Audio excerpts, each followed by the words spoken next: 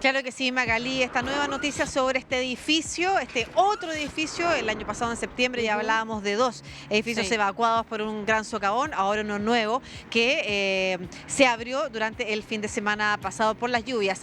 Me encuentro aquí con el director de la Escuela de Construcción de la Universidad de las Américas, José Ignacio Torres. ¿Cómo está, Muy bien, un gusto. director? Muchas gracias. Quisiera preguntarle sobre su opinión respecto a una pregunta que ha estado dando vuelta. Así que es, ¿se puede o no construir sobre dunas y cuáles habrían sido los errores que aquí entonces han terminado en estos socavones? Mira, siempre se puede construir en muchos lugares. O sea, es cosa de ver, por ejemplo, en los países árabes, en Dubái, que hay edificios que están construidos sobre el mar. Ahora, lo importante son las medidas de control del agua. Como se puede ver en este caso, el agua dejó un daño bastante enorme en los cimientos del edificio, porque no tan solo basta con construir un edificio, sino que hay que dar medidas de prevención de que estos desastres naturales no afecten a los edificios. Y para eso hay que hacer obras que son fuera del terreno del edificio, que dependen de las autoridades, del Servio, de la Dirección de Agua, de un montón de inversión también, que es bastante grande. Entonces, finalmente se puede, sí, pero es complejo y requiere una coordinación entre entidades privadas y públicas para poder llegar a un éxito, o sea, a un edificio que dure una cantidad de años suficiente como para decir esto vale la pena.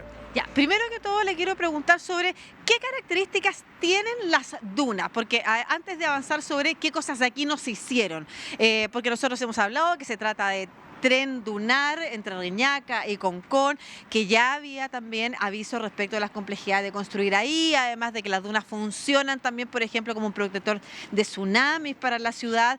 Si usted pudiera explicar qué son las dunas y por qué tienen estas características especiales que requieren de una construcción también particular. Mira, para entenderlo o dar a entender al público qué es una duna, es cosa de pensar, por ejemplo, cuando uno atrapa arena en la mano y uno la intenta atrapar y siempre se arranca de alguna forma u otra muy fácilmente, a diferencia de otras tierras, no sé, un pedazo de arcilla o barro, que se te queda pegada en la mano mientras que la arena se desliza todo el tiempo. Con la presencia del agua, la arena le ocurre eso en forma natural. O sea, se lleva el agua mucho más fácil la arena que cualquier otro tipo de árido. Entonces, ¿qué es lo que ocurre? Cuando tú construyes sobre un edificio y bajo esa arena empieza a escurrir agua, se empieza, como dice, a mover el piso del edificio y se lleva todo ese sedimento fácilmente hacia abajo.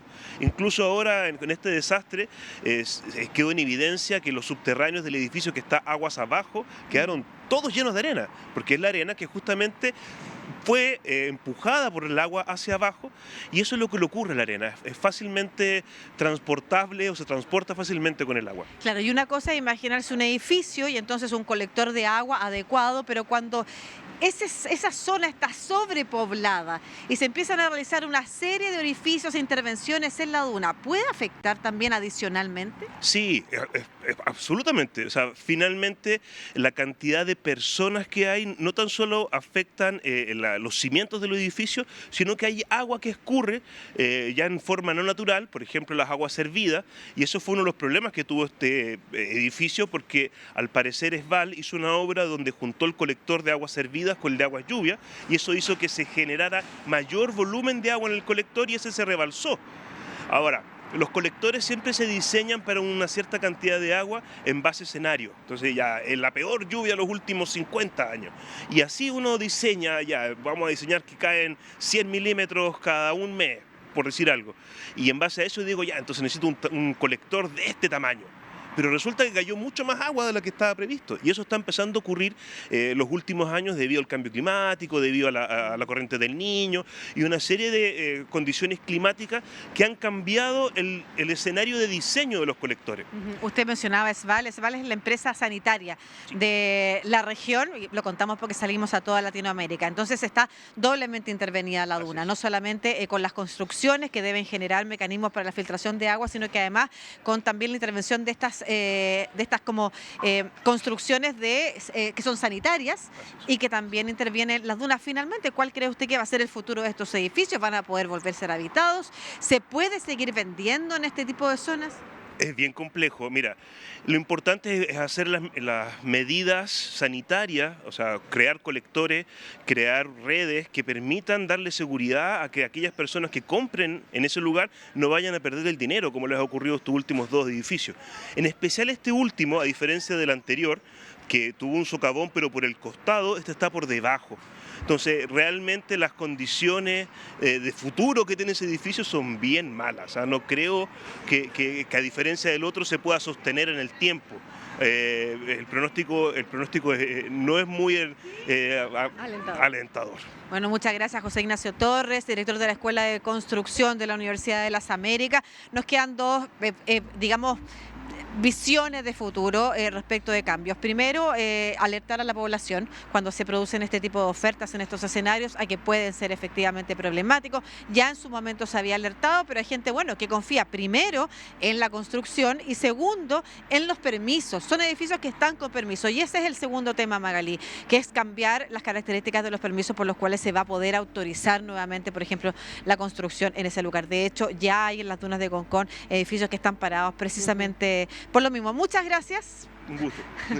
Bueno, Magalí, nosotros continuamos aquí en Santiago de Chile, por supuesto, revisando todo lo que está pasando. Sí. Y antes de despedirme, quiero invitarles a una entrevista que estaremos emitiendo durante esta jornada, que es con la ministra vocera de Gobierno, la ministra secretaria general de Gobierno, Camila Vallejo, una mujer que debutó en el mundo de la política siendo estudiante, llamó la atención del mundo, además, en ese momento, periódicos como The Guardian, a propósito de las protestas estudiantiles del 2011, la mencionaban uno de los personajes del año y bueno, al poco tiempo se convierte en diputada y una década después es ya ministra y probablemente una de las ministras más jóvenes que ha pisado precisamente la moneda. Así que los dejamos muy atentos y atentas a esta entrevista en exclusiva que vamos a tener con ella, hablando de su visión política sobre la gestión del gobierno, sobre los pendientes, los anuncios que a ella más le importan también y aquellas cosas que ha aprendido en su paso por la política siendo una mujer tan joven, un mensaje también entrega precisamente a las niñas y jóvenes que se quieren dedicar a lo público. Así que la invitación es a que estén atentos y atentas porque en cualquier momento